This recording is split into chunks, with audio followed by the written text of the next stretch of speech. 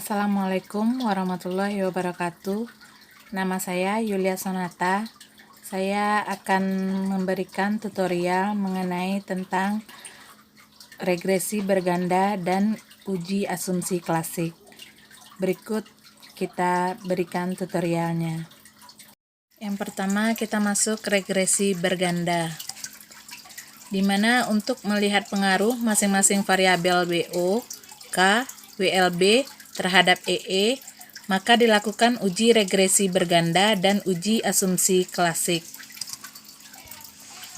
Di sini kita menggunakan SPSS untuk melakukan regresi, yaitu pertama kita klik Analyze, kemudian Regression, kemudian Linear. Masukkan variabel EE ke kotak dependen, kemudian masukkan variabel BO, L, dan WLB ke kotak independen. Kemudian klik OK. Berikut tampilan yang ada di program SPSS. Kita ikuti sesuai petunjuk yang ada. Insya Allah teman-teman bisa melakukannya. Penggunaan aplikasi SPSS ini sangat mudah kalau kita teliti. Kita harus teliti dengan data-data yang ada.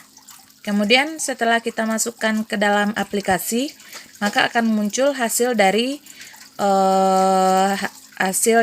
penelitian kita, yaitu seperti model summary, ANOVA, kemudian koefisien.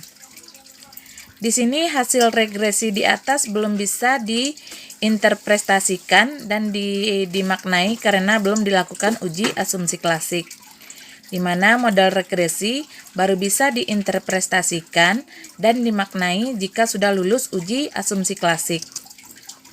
Kita masuk ke uji asumsi klasik.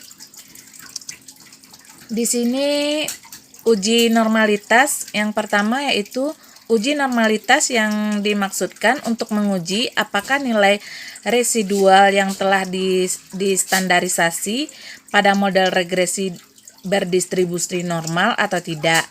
Kemudian nilai residual dikatakan berdistribusi normal jika nilai residual terstandarisasi tersebut sebagian besar mendekati nilai rata-ratanya. Kemudian tidak terpenuhinya normalitas umumnya dikarenakan adanya nilai ekstrem pada data yang diambil. Kemudian kita masuk ke metode Kolmogorov atau Smirnov, di mana metode ini yang pertama memasukkan variabel, yaitu variabel view, masukkan data atau data view, kemudian klik Analyze, Regression, Linear. Selanjutnya masukkan variabel EE atau Employee Engagement ke kotak dependen. Kemudian masukkan variabel BO, K, dan WLB ke kotak independen. Kemudian klik OK. Kembali ke data editor. Sekarang kita memiliki variabel baru standarized residual, yaitu ZRES 1. Kita ikuti langkah-langkah yang sesuai dengan pada aplikasi SPSS yang seperti saya paparkan tadi.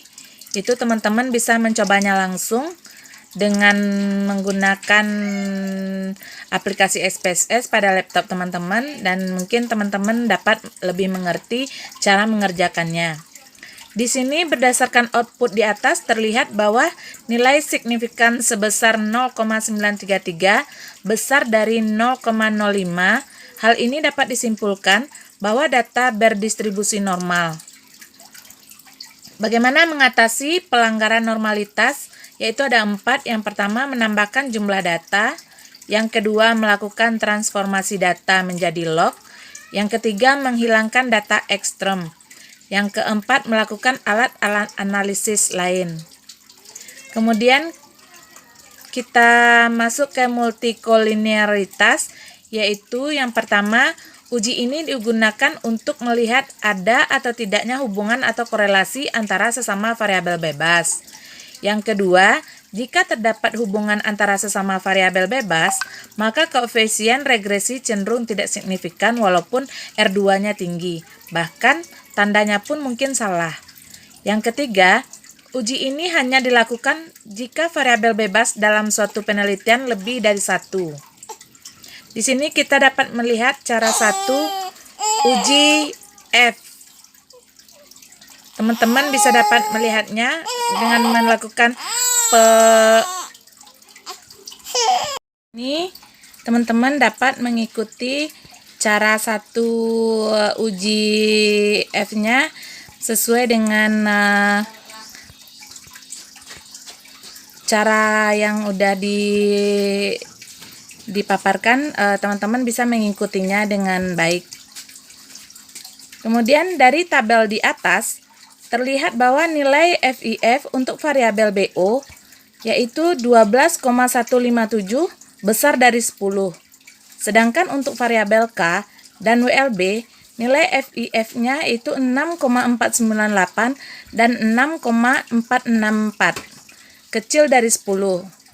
Oleh karena nilai FIF variabel tersebut ada yang besar dari 10, maka dapat dikatakan bahwa model regresi terjadi masalah multikolinearitas. Namun di metode ini mengandung kelemahan karena tidak tahu dengan variabel mana BO mempunyai korelasi yang tinggi. Oleh sebab itu dilakukan metode pairwise correlation, di mana nilai pairwise correlation yaitu teman-teman dapat mengikuti langkah-langkah sebagai berikut. Nah, di sini teman-teman dapat juga membaca tabel seperti yang terpaparkan di sini, yaitu dari tabel di atas terlihat bahwa nilai koefisien pairwise correlation antara variabel tidak ada yang lebih besar dari 0,7.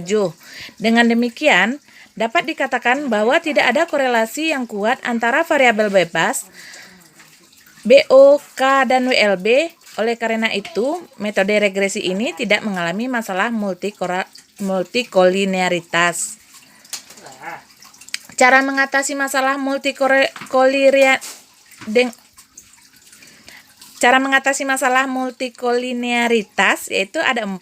Yang pertama, memperbesar ukuran sampel. Yang kedua, menghilangkan salah satu atau lebih variabel bebas. Yang ketiga, menggunakan data time series dan cross selection. Kemudian yang keempat, melakukan transformasi data. Selanjutnya, heteroskedastisitas, di mana ada varian-variabel model regresi yang tidak sama atau konstan. Jika varian tersebut sama, maka disebut dengan homoskedastisitas. Atau uji ini untuk melihat ada atau tidak pengaruh antara variabel bebas dengan residual atau error. Masalah ini sering terjadi pada data cross-section.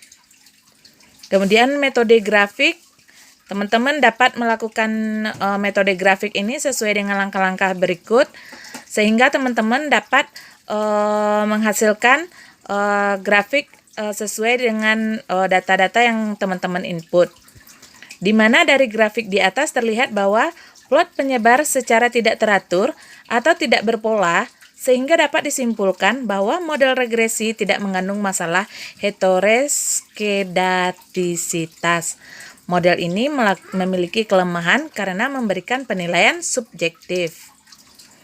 Kemudian di sini ada uji Glatzer, di mana uji ini dilakukan dengan meregresikan semua variabel bebas terhadap nilai mutlak residualnya. Oleh karena itu, persamaan ini digunakan dengan menggunakan rumus sesuai dengan yang teman-teman lihat di slide ini.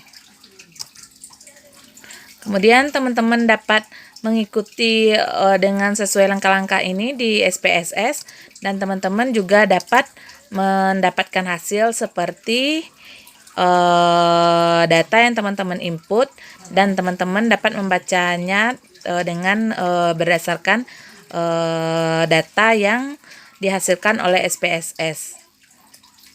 Kemudian mengatasi masalah dari heteroskedaritas ini, yaitu ada 3, melakukan transformasi model menjadi regresi logaritma atau logaritma natural. Kemudian ada tambah data, dan gabungkan data time series dengan cross section. Kemudian di sini juga ada autokorelasi. Teman-teman juga bisa dapat membacanya pada slide ini dan mengikuti langkah-langkah sesuai dengan instruksi yang ada di slide ini. Demikianlah paparan dari saya mengenai regresi dan uji asumsi klasik. Semoga ini dapat bermanfaat bagi teman-teman. Terima kasih.